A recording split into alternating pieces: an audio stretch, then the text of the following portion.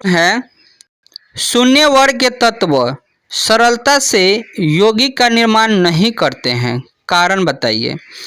तो देखिए शून्य वर्ग के तत्व के बाहरी जो है कोशिकीय कक्षक पूर्ण रूप से भरे होते हैं। कहने का मतलब है कि शून्य वर्ग की जो भी तत्व है उनकी बाहरी कक्षक जो है पूर्ण रूप से भरा होता है, जिसका इलेक्ट्रॉनिक विन्यास होता है NH2Np6। अतः वह दूसरे परमाणु के इलेक्ट्रॉन के साथ इलेक्ट्रॉन का आदान प्रदान या साझा नहीं करते हैं, जिससे यौगिक निर्माण होना कठिन हो जाता है। कहने का मतलब है कि वो जो है वो पूर्ण रूप से भरा होता है शून्य वर्ग का तत्व, तो वो अपना इलेक्ट्रॉन ना तो किसी को देता है और ना ही लेता है, जिससे यौगिक का निर्माण नहीं हो पाता है। ठीक है, चलिए अगला क्वेश्चन जो है, शोधन क्या है? द्रव्य धावन प्रक्रिया का प्रयोग का शोधन में कैसे होता है? तो देखिए अशुद्धि धातु का शुद्धिकरण शोधन कहलाता है। धातु एसएन जैसे और पीबी का शुद्धिकरण विधि के द्वारा शोधन विधि के द्वारा किया जाता है, क्योंकि टीन का गलनांक बहुत कम होता है। अगला क्वेश्चन जो है, नाइट्रोजन NF3 बनाती है लेकिन NF5 नहीं, समझाइए। तो नाइट्रोजन के संयोजी कोश में रिक्त D कक्षक नहीं होता है, इसलिए यह अपनी संयोजकता 3 से ज़्यादा नहीं बढ़ा सकता है, जिसके फलस्वरूप NF3 बन सकता है लेकिन NH5 नहीं बनता है।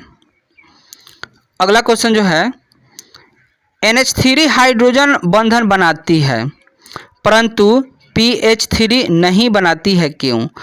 तो देखिए N मतलब अमोनिया में N परमाणु हाइड्रोजन बंधन बना लेते हैं, परंतु PH3 में कोई हाइड्रोजन बंधन बनाने में अयोग्यता नहीं है।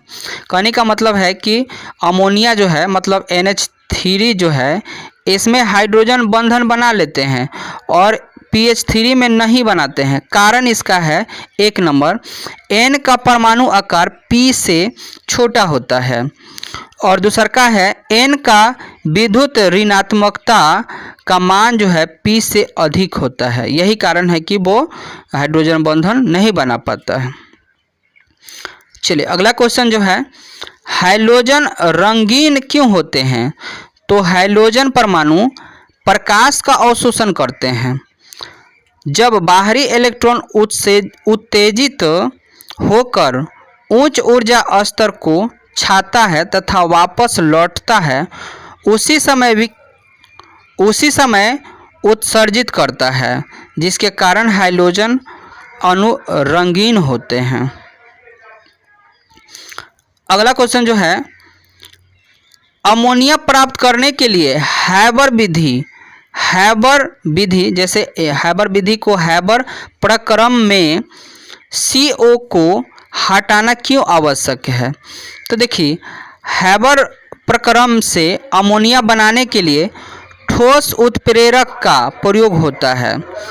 उत्पन्न CO को हटाना इसलिए आवश्यक है क्योंकि CO गैस लोहे से क्रिया कर FeCO बनाती है, तो कक्ष ताप पर द्रव अवस्था होता है तथा NH3 उत्पादन में बाधा उत्पन्न करता है, क्योंकि उच्च ताप पर CO तथा H2 क्रिया करते हैं, जिससे उत्पादन घट जाता है।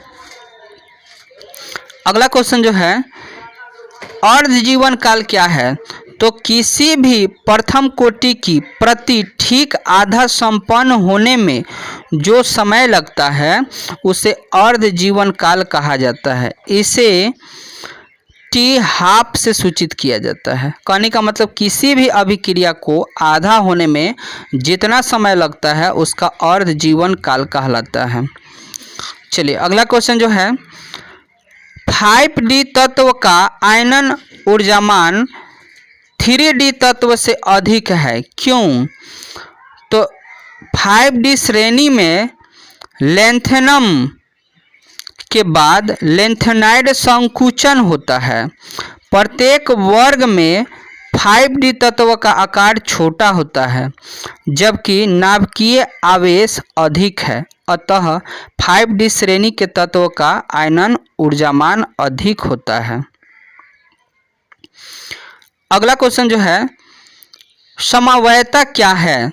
तो वैसे यौगिक जिनके अणुसूत्र समान परंतु संरचना सूत्र अलग अलग होते हैं समवैवी कहलाते हैं तथा इस घटना को समवायता कहते हैं। अगला क्वेश्चन जो है उत्तर्ज फिटिग तथा फिटिग अभिक्रिया से आप क्या समझते हैं? तो देखिएगा एल्किल हाइलाइड तथा एरिल हाइलाइड का मिश्रण सोडियम के साथ शुष्क ईथर की उपस्थिति में गर्म करते हैं तो एल्किल एरिन बनता है। ठीक है, तथा इसी क्रिया को हम उत्तर्ज फिटिग अभिक्रिया कहते हैं। और फिटिग अभिक्रिया देखिएगा एरिल हाइलाइड, यहाँ एरिल है, एरिल हाइलाइड भी शुष्क ईथर में सोडियम के साथ अभिक्रिया द्वारा सजातीय यौगिक बनाता है जिसमें दो एरिल समूह परस्पर जुड़े रहते हैं, इसे फिटिग अभिक्रिया कहते हैं।